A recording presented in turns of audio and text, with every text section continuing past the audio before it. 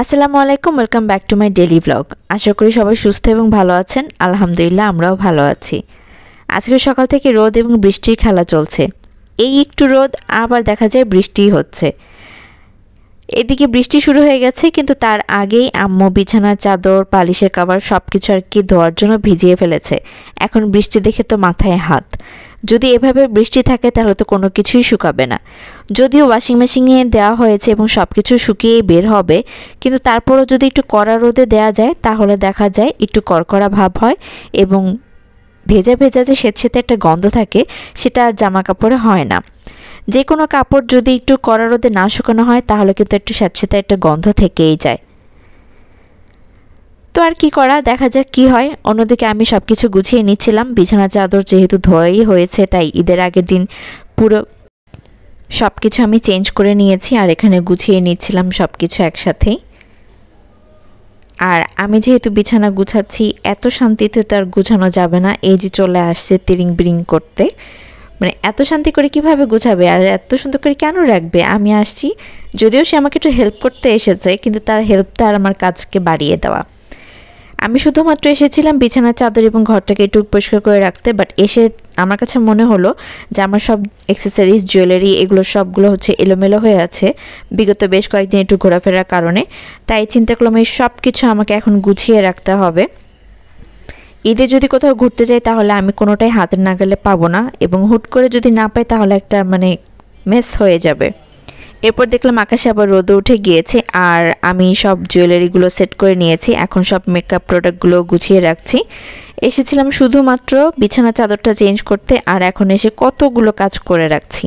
যদি এই কাজগুলো করে রাখলেই ভালো, তাহলে হাতের নাগালেও সব কিছু পাওয়া যায়, আর সেই সাথে গুছিয়ে রাখলে মনটাও ভালো থাকে। ঘর গুছানো থাকলে শান্তি শান্তি লাগে।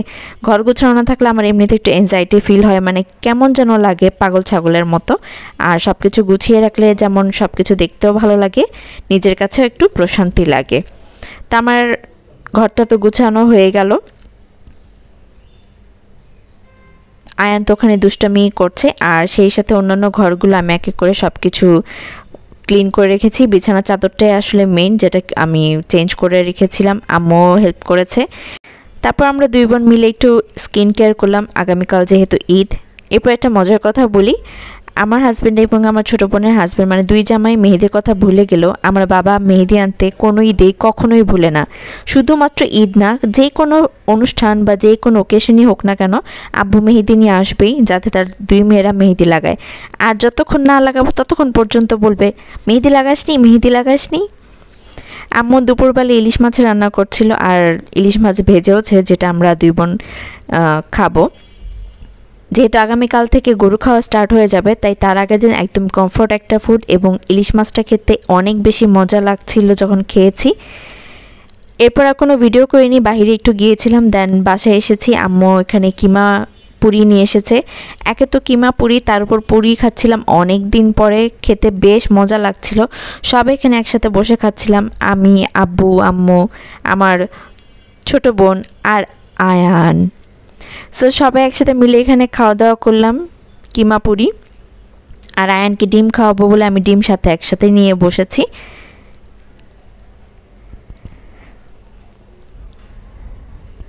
আব্বু বারবার বলছিল পুরিটা বেশ মজা, পুরিটা বেশ মজা। খাওয়া দাওয়া শেষ করে আমি, আম্মু আমরা দুজনেই লেগে পড়ি ডেজার্ট বানানোর কাজে, আর খুশি চলে গিয়েছিল ওর শ্বশুর বাড়ি। এই ডেজার্টটা যে আমি বানিয়েছি, ক্রিম কুনাফা, তিরামিসু এবং আম্মু দুধ সামে রান্না করেছে। প্রতিটা জিনিসের আমি স্টেপ বাই স্টেপ ভিডিও করেছিলাম, বাট আনফর্চুনেটলি আমার সবগুলো ভিডিও ডিলিট হয়ে গেছে। কিভাবে হয়েছে আমার মাথায় আসতেছে না। এমনিতেই এই জিনিসগুলো স্টেপ বাই স্টেপ অনেক থাকে, সো বানাতে একটু লেট হয়ে যায়। সেই সাথে ভিডিও করলে যে কোনো জিনিস বানাতে একটু সময় লাগে। তা আমি অনেক কষ্ট করে ভিডিও করেছি, সেটা রেকর্ড করেছি। কিভাবে এটা ডিলিট হয়ে গেল আমার কাছে একটু ভালো লাগছে না। আমি আপনাদেরকে প্রপার একটা রেসিপি দিতে পারিনি, বাট আপনারা লুকটাই দেখতে পাচ্ছেন। আমি শুধু আপনাদের সাথে একটা পিকচার শেয়ার করতে পারছি। আমি তিরামিসু, ক্রিম কুনাফা বানিয়েছি, আর আম্মু দুধ সেমাই। এমনিতে আমাদের ঘরে লোকজন কম, আর মিষ্টি খেতে এত সবাই কেউ পছন্দ করে না। পছন্দ করে না বলতে মিষ্টি একটু কম খাওয়া হয়। আর যেহেতু কালকে ঈদ, তো ঈদের দিন সকালে নামাজে যাওয়ার আগে তো একটু মিষ্টি মুখ করেই যেতে হবে। আপনারা কে কী করলেন আমাকে ডেফিনেটলি জানাবেন। আজকে এ পর্যন্তই, আল্লাহ হাফেজ।